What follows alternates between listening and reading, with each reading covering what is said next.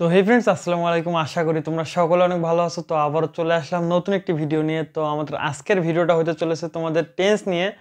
তো আজকে আমি তোমাদের সাথে টেন্স টপিকটা নিয়ে এমনভাবে আলোচনা করব যাতে তোমাদের টেন্সে আর কোনো প্রকার ত্রুটি না থাকে। তো টেন্স কিন্তু তোমাদের দৈনিক জীবনে বলো, ফিউচার জীবনে বলো, অনেক গুরুত্বপূর্ণ একটা বিষয়, যে কারণে তোমরা টেন্সকে কিন্তু অবহেলা করবে না। যে কোনো টপিকে যাও তুমি, ইংলিশ গ্রামারের এমন কোনো টপিক নেই যেখানে টেন্স লাগে না। প্যারাগ্রাফ লেখা বলো, যে কোনো রাইটিং পার্ট বলো, তোমরা কিন্তু টেন্স ব্যবহার করে কিন্তু ফ্রি হ্যান্ড রাইটিং এর মতো কাজগুলো করতে পারবা। তো আজকের এই ক্লাসটি আমি তোমাদের কাছে পার্ট আকারে নেব। তো আজকে আমি তোমাদের সাথে প্রথম পার্ট নিয়ে অর্থাৎ প্রেজেন্ট টেন্স নিয়ে আলোচনা করবো, এবং পরের পার্টে পাস্ট টেন্স এবং তারপরের পার্টে ফিউচার টেন্স, যাতে তোমাদের 2-4-5 মিনিটের মধ্যে একটি করে ক্লাস সম্পূর্ণ হয় এবং তোমরা খুব মজার সহিত ক্লাসটা করতে পারো। তো চলো দেরি না করে আজকের ভিডিওতে যাওয়া যাক। তো টেন্স টেন্স মানে তোমাদের সময় বা কাল। তো টেন্স কিন্তু তোমাদের 3 প্রকার হয়ে থাকে: প্রেজেন্ট, পাস্ট এবং ফিউচার টেন্স। তো তোমাদের এখানে পাস্ট টেন্স অতীতকাল, এবং প্রেজেন্ট টেন্স বর্তমান কাল, বর্তমান সময়ে চলতেছে, এটাকে প্রেজেন্ট টেন্স বলে, এবং ফিউচার টেন্স ভবিষ্যৎকাল। তো বর্তমান, অতীত এবং ভবিষ্যৎ এই তিনটিকে নিয়েই কিন্তু তোমাদের টেন্স, সেই কারণে এটি সময় বা কালকে বোঝায়। তো টেন্স কিন্তু তোমাদের 16 প্রকার, কিন্তু তোমাদের দৈনিক জীবনে 12 প্রকার টেন্স ব্যবহৃত হয়ে থাকে: ইনডিফিনিট, কন্টিনিউয়াস, পারফেক্ট এবং পারফেক্ট কন্টিনিউয়াস। তো এই গঠনগুলো যেভাবে হয়ে থাকে, তোমাদের টেন্স কিন্তু প্রধানত 3 প্রকার: প্রেজেন্ট, পাস্ট এবং ফিউচার, এবং গঠনগতভাবে এগুলো আবার 12 প্রকার। তো প্রত্যেকটা টেন্সেরই কিন্তু, যেমন পাস্ট টেন্সের বলো 4টা ফর্ম আছে, এবং প্রেজেন্ট টেন্সের 4টা, ফিউচার টেন্সের 4টা।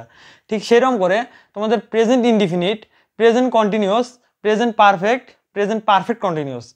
ঠিক তেমনে তোমরা যদি এখানে পাস্ট বসাও, যেখানে এই যে পাস্ট,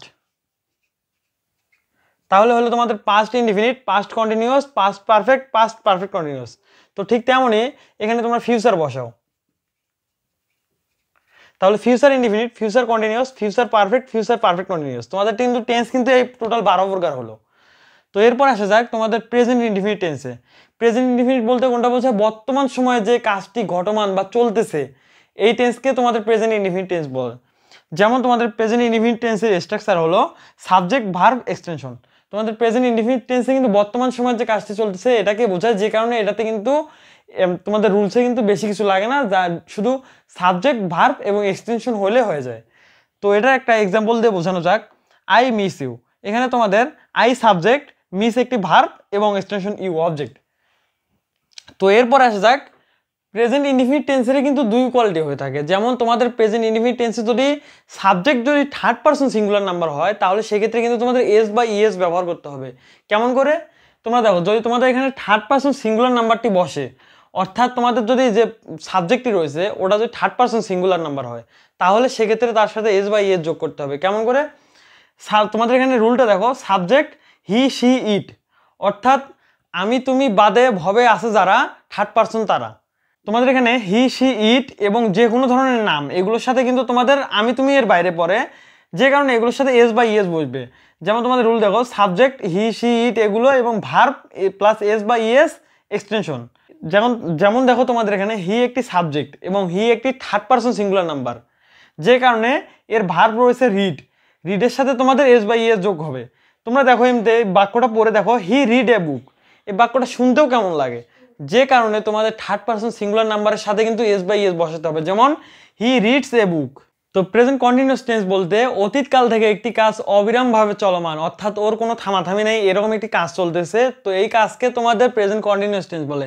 প্রেজেন্ট কন্টিনিউয়াস টেন্সের শেষে তোমরা লক্ষ্য করলে দেখতে পারবা যে করছি, করতেছি, করতেছো, করছে এরূপ লেখা থাকে, অর্থাৎ সি, তেসি, তেসো, তেসেন এরকম লেখা থাকে তোমাদের প্রেজেন্ট কন্টিনিউয়াস টেন্সের শেষে।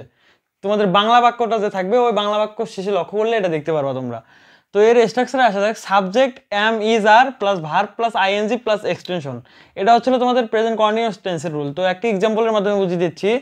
শি ইজ মেকিং টি, এখানে তোমাদের শি একটি সাবজেক্ট, এবং এখানে তোমাদের সাহায্যকারী ভার্বের ক্ষেত্রে আসছে ইজ, এবং তোমাদের ভার্ব রয়েছে মেক, এবং মেকের সাথে তোমাদের আইএনজি বসাতে হবে রুল অনুযায়ী, মেকিং টি। তারপর আসা যাক প্রেজেন্ট পারফেক্ট টেন্সে, অর্থাৎ তোমাদের প্রেজেন্ট পারফেক্ট টেন্স বলতে অতীতকাল থেকে কোনো একটি কাজ চলতে চলতে বর্তমান সময়ে শেষ হয়েছে এবং সেই কাজটির ফলাফল এখনও বিদ্যমান রয়েছে, অর্থাৎ তোমাদের সেই কাজটি এখন পর্যন্ত ফলাফল বের হয়নি, এরূপ টেন্সকে তোমাদের প্রেজেন্ট পারফেক্ট টেন্স বলে। প্রেজেন্ট পারফেক্ট টেন্স চেনার উপায় সি, সো, সে, সেন, অর্থাৎ করছি, করছো, করছে, করছেন এরূপ দেওয়া থাকে তোমাদের বাক্যের শেষে বাংলা বাক্যের। তো এর স্ট্রাকচার আসা যাক, সাবজেক্ট হ্যাভ অথবা হ্যাজ প্লাস ভি3 প্লাস এক্সটেনশন। তো তোমাদের প্রেজেন্ট পারফেক্ট টেন্সের একটি এক্সাম্পলের মাধ্যমে বুঝিয়ে দিচ্ছি। I have read the book, এখানে তোমাদের আই সাবজেক্ট, এখানে সাহায্যকারী ভার্ব থেকে এসেছে হ্যাভ, এবং তোমাদের V3 রিড এবং এক্সটেনশন দ্য বুক। তোমাদের এই V3, V1 এবং V2 এই ফর্মগুলো কিন্তু আশা করি তোমরা এই ফর্মগুলো জানো। যদি না জানো তাহলে ভিডিও শেষে তোমাদেরকে এগুলো বুঝিয়ে দেবো। তো এরপর আসা যাক তোমাদের প্রেজেন্ট পারফেক্ট কন্টিনিউয়াস টেন্স। তো প্রেজেন্ট পারফেক্ট কন্টিনিউয়াস টেন্স বলতে বোঝায় তোমাদের অতীতকালে কোনো কাজ শুরু হয়েছে এবং বর্তমান সময় পর্যন্ত চলমান রয়েছে, এরূপ টেন্সকে তোমাদের প্রেজেন্ট পারফেক্ট কন্টিনিউয়াস টেন্স বলে। তো প্রেজেন্ট পারফেক্ট কন্টিনিউয়াস টেন্সের রুল হলো সাবজেক্ট হ্যাভ অথবা has been plus verb plus ing. তো এর একটি এক্সাম্পলের মাধ্যমে বুঝিয়ে দিচ্ছি। I have been reading this book since morning. তো তোমাদের এখানে সাবজেক্ট রয়েছে আই, সাহায্যকারী ভার্ব থেকে এসেছে হ্যাভ বিন, এবং তোমাদের এখানে ভার্ব রয়েছে রিড এবং রিডের সাথে আইএনজি এবং বাকি এক্সটেনশন। তো এরপর আসা যাক তোমাদের V3, V1 এবং V2 ফর্ম। তো তোমাদের এখানে V1, V2 এবং V3 ফর্মে এবার আসা যাক। তো তোমাদের এখানে V1 ফর্ম বলতে তোমাদের যে ডু রয়েছে ডু ডিড ডান, অর্থাৎ ডু হচ্ছিল তোমাদের প্রেজেন্ট ফর্ম এবং ডিড হচ্ছে হলো V2 ফর্ম এবং ডান হচ্ছে হলো তোমাদের V3 ফর্ম। এরপর রিডের কিন্তু তিনটে ফর্মে একই, রাইট, রোট, রিটেন। তারপর আসা যাক ইট, অ্যাট, ইটেন। তারপর এসেছে গো, ওয়েন্ট, গান, সি, স, সিন, মিট, ক্যাশ, কট। তো এগুলো কিন্তু তোমাদের একটা লিস্ট রয়েছে, তোমাদের বইয়ে লক্ষ্য করলে দেখতে পারবা। তো তোমরা ওখান থেকে সবগুলো ফর্ম পড়ে নিবা এবং সবগুলো ভার্ব পড়ে নিবা, কেননা এগুলো তোমাদের খুব কাজে আসবে, তোমাদের টেন্স বলো বা অন্য ক্ষেত্রে কাজে আসবে। তো আশা করি আজকের এই ক্লাসটি তোমাদেরকে খুব ভালো লেগেছে। তো দেখা হবে আবারও পরের ক্লাসে তোমাদের পাস্ট টেন্স নিয়ে। তো সেই পর্যন্ত সকলে ভালো থাকো, আল্লাহ হাফেজ।